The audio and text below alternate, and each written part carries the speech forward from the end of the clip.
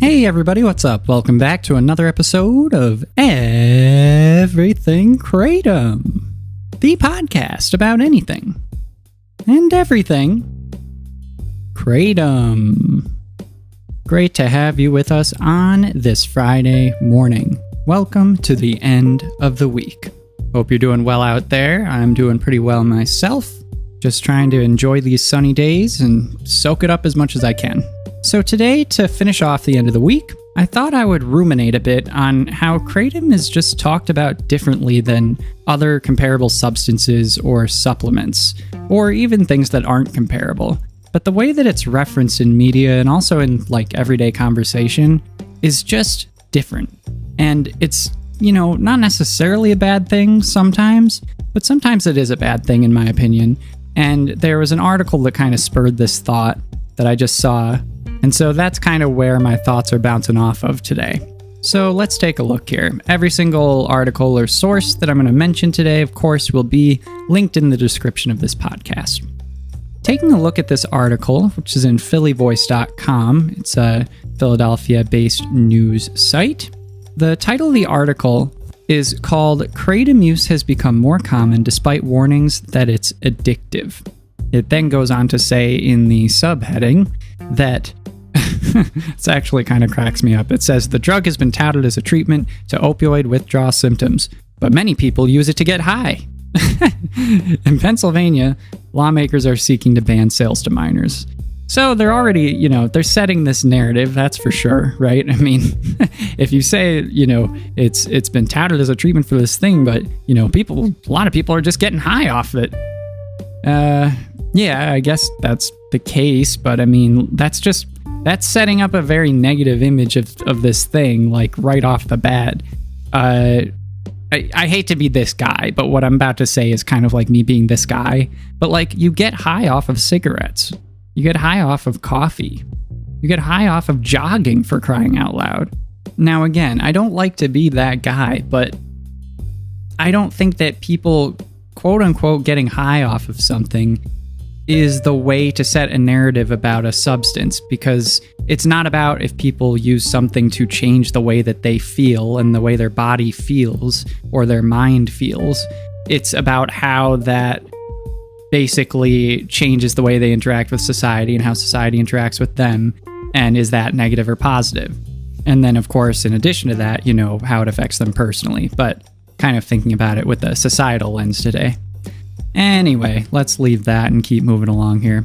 So after it says that, it kind of gets into why the article's being written. And it's being written prompted by this bill that passed the House in Pennsylvania this week.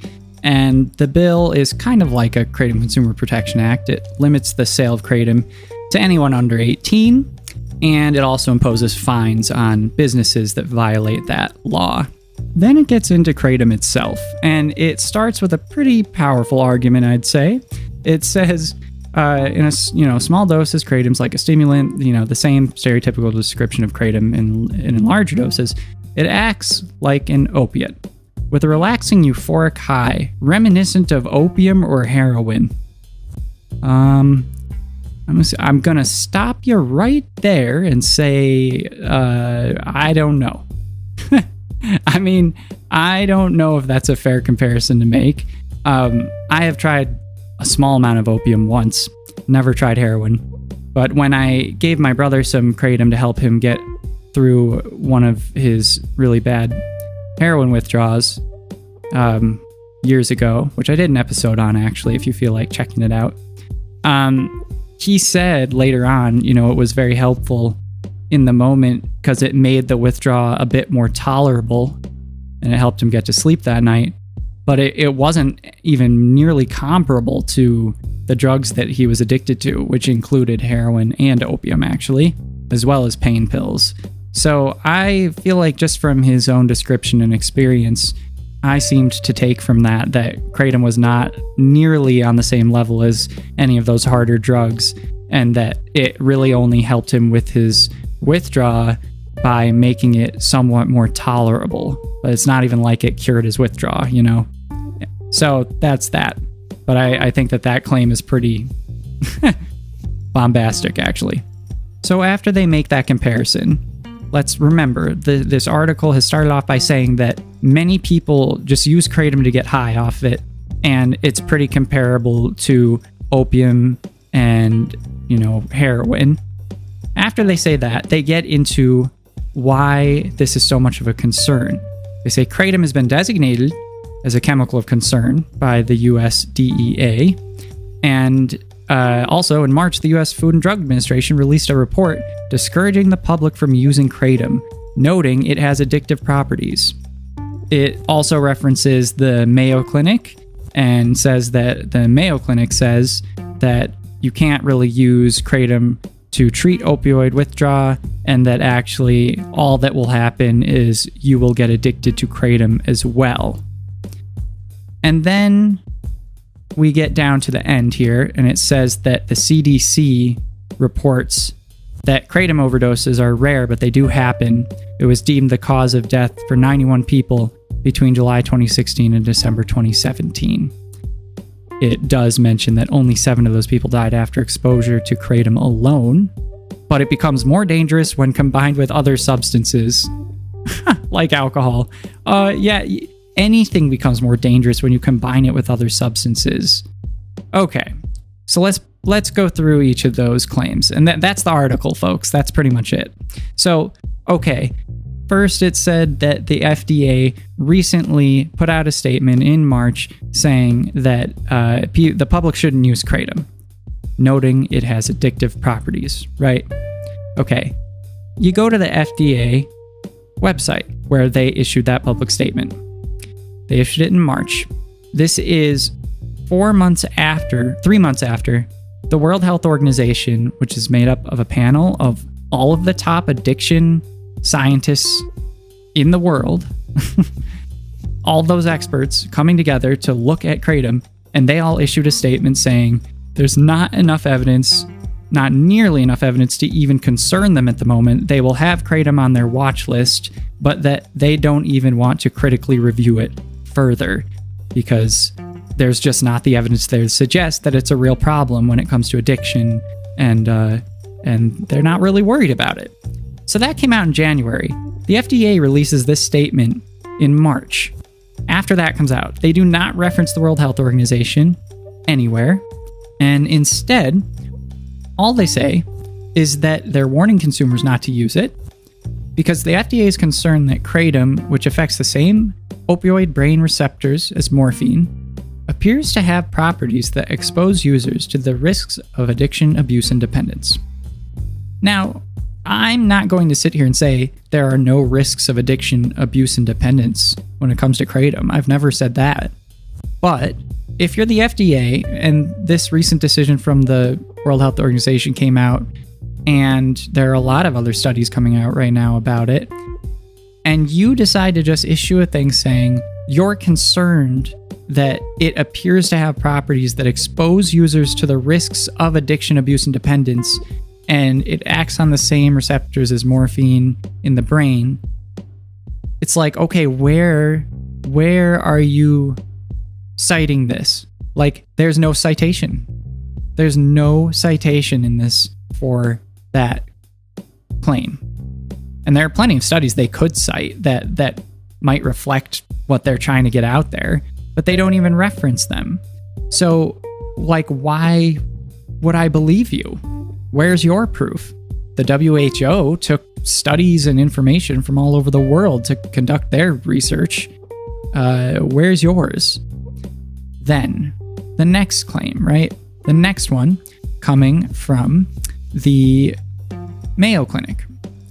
The Mayo Clinic, their webpage hasn't been updated since 2019, so it's 3 years old. A lot of data's come out since then. And what they say is almost kind of childish in my opinion. It's kind of funny because they say research shows little promise. At one time, some researchers believed that kratom might be a safe alternative to opioids and other prescription pain medications. However, studies on the effects of kratom have identified many safety concerns and no clear benefits. No clear benefits. That is such BS, it's ridiculous. That is ridiculous.